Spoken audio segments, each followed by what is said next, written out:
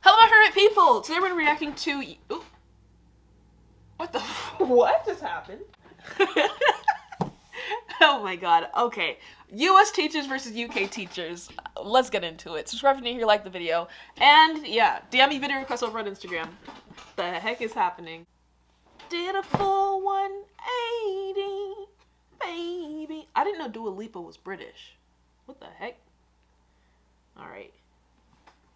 We may believe the experience of going to school is universal, but it varies greatly depending on which country you live in. Yeah, the US education system is shit compared to everywhere else. We know! You don't have to remind us. Some might say that the purpose of education is learning valuable information. Others would argue it's primarily about becoming an effective critical thinker, or that it's simply a bridge to university. As the learning experience can vary depending on culture, politics, and economics, the teaching experience also comes with its own set of unique activities. Today we're going to be looking at how teachers on different sides of the Atlantic deal with their day-to-day at school.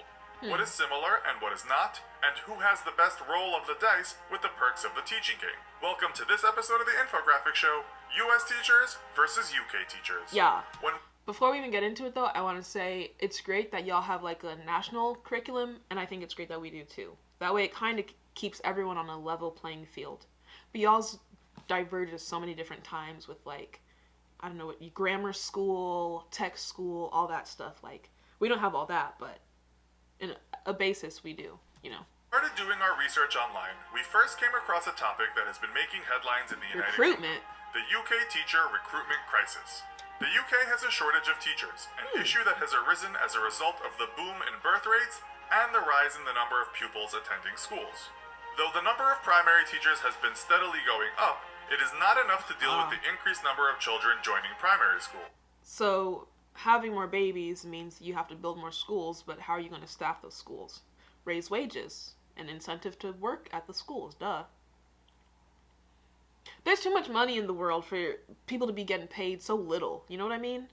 Like, why is this goes from the education system to the economic system. So many people at the bottom and so little at the top. Where's the whatever? Adding to this, there have been complaints of high workloads, increased targets, and insufficient remuneration, which have resulted in experienced teachers leaving the profession.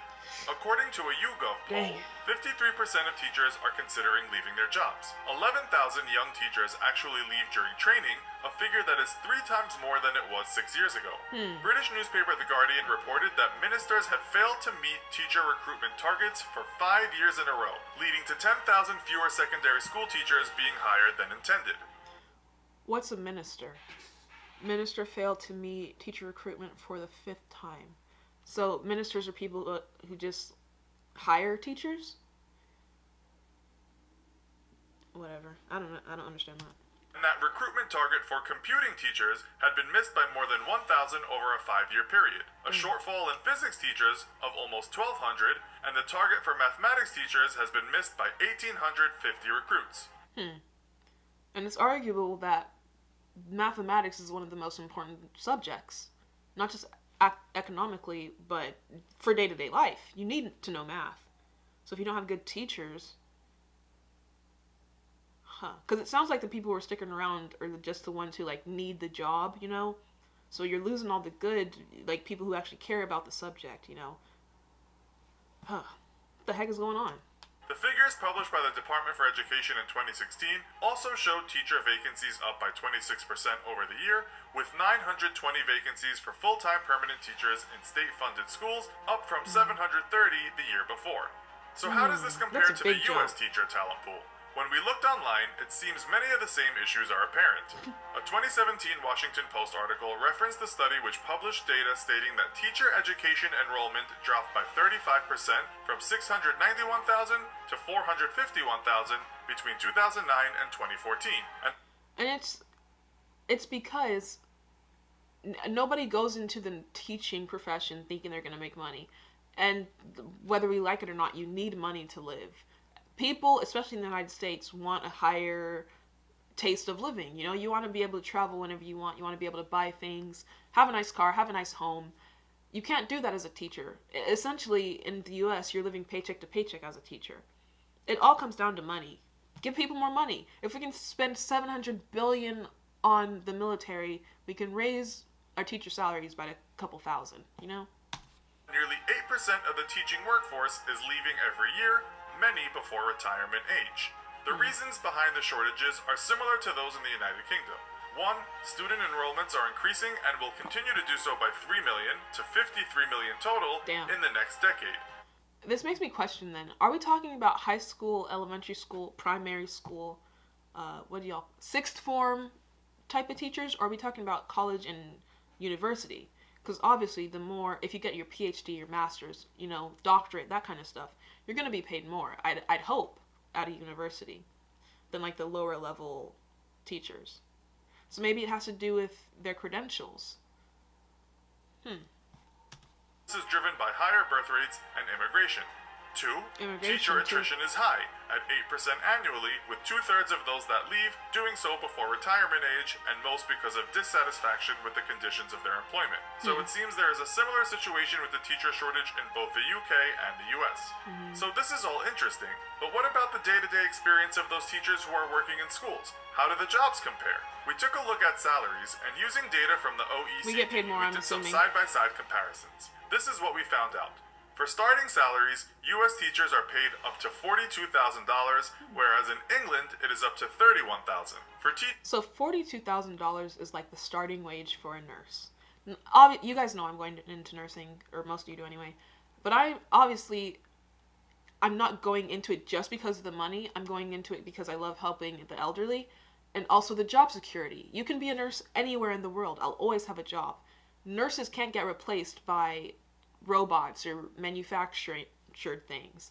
And on top of that, the starting wage for an incoming nurse, I'm 22, by the time I'm a nurse I'll be 23, and I'll be making $42,000 a year, potentially. Or even more, depending on where I work. And that's the cap, the top for how much a teacher is making. It's all about the money. You have to have money to survive. It's sad, but it's the truth. If you have children, if you have dependents, how can you take care of them and pay your bills with $42,000 a year? And it's not going to get any higher than that. At that point, you have to become the superintendent. You have to just keep working your way up the ladder. And it's not possible for everyone. I don't even know how y'all do it with 31,000 pounds, but your cost of living is lower. So we can't really compare there. Working in the industry beyond 15 years, U.S. teachers are paid up to $45,000, and in England, it's 42. 15 years and I'm only making $45K? 15 years I'm only making $42K? Bitch, you got me messed up. What? No wonder people aren't wanting to be teachers. That's ridiculous. You don't go into it for the money. You do it because you love the kids. Yeah, but how can I love kids if I can't pay my bills? What do you expect? Of course people aren't going to be teachers if you're giving them $45K. And these are some of the most important, influential people in our society, and they're barely making a livable wage. But then again, I do see a lot of Teslas in the parking lot at high schools, so they're getting money from somewhere. I couldn't do it. $1,000. For top-of-the-scale teachers, U.S. teachers are paid up to $46,000, whereas in England, it is still $42,000. The top of the scale, the best teachers, the most highest paid, only get paid more by 1,000 or two. What is going on? What is this? Who? Is it because our governments put so much money into the actual education system, as in funding for public schools, programs, all that stuff, and there's just no money left over to pay the actual staff? Because if that's the case, that's kind of backwards. We should reevaluate that. Who decided they should get paid so little? That's sad. If you're a teacher, let me know. Is your wage livable for you? How do you live? Because I'm telling you, $31,000 a year, if you have kids, bills, family, unwarranted circumstances, you have to go to the hospital. Y'all get free hospital. But you know what I'm trying to say. So many things can happen, and if you only have $31,000 coming in, so much could go wrong. It's sad. Looking at how the ages of these teachers compare, the average age of a school teacher in America is 43, whereas in England it is 39. In fact, teachers in England are the 5th youngest based on a survey of 5 million teachers in 34 countries. I can tell you right now, when we would have a young teacher or a young substitute, nobody was paying him any respect or paying attention to him. It's just like not a power thing, but like, if you tell me to go sit down and you're like 5 years older than me, I'm going to look at you like you're crazy. It is what it is. So US teachers do a little better on the salary front, but maybe there are some other drawbacks. What about working hours? Well, unfortunately for those teachers in England, the lower pay doesn't equal lower hours. According to a study that was referenced in an article in the UK newspaper The Independent, teachers in England work longer hours than almost anywhere else in the world.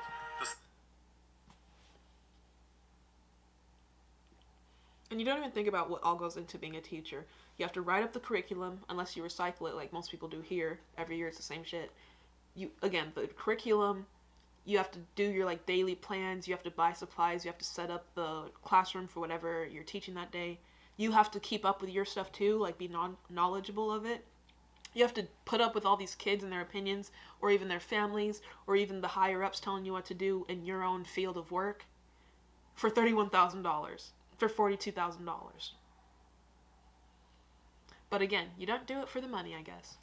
We found secondary school teachers work an average of 48.2 hours per week, with 1 in 5 working 60 hours or more. Full time is 40 hours, and y'all are pushing 50 hours. Man.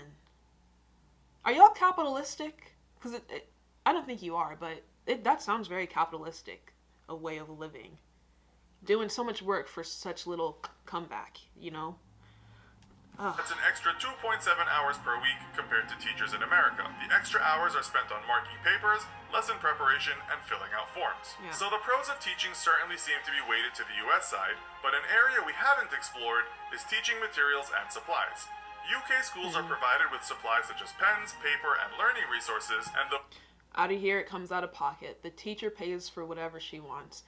So what they've been doing, though, is like the teacher will have like a list of stuff that they need, supplies for the class, and if the parents are so generous, they can go out and buy those things, you know. But ultimately, it's up to the teacher to provide whatever she needs. Glue for the class, staplers, you know, whatever.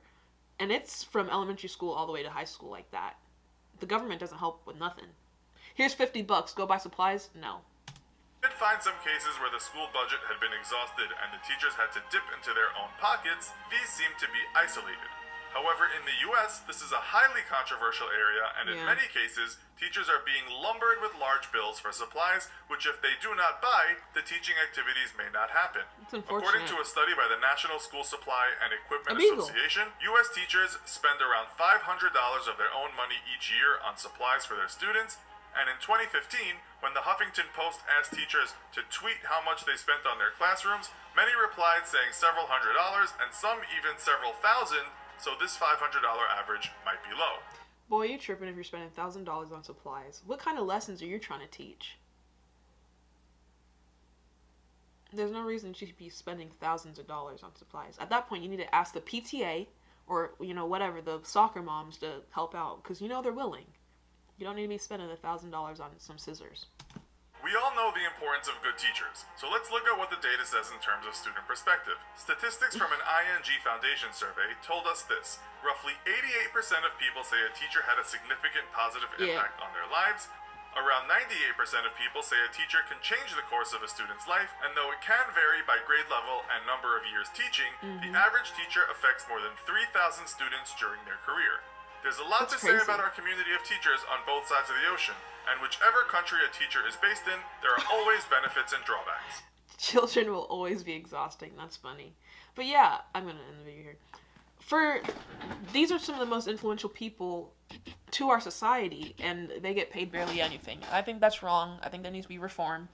Is there going to be? I doubt it anytime soon. I guess all the teachers are going to have to say peace out before they're going to change and raise the salaries.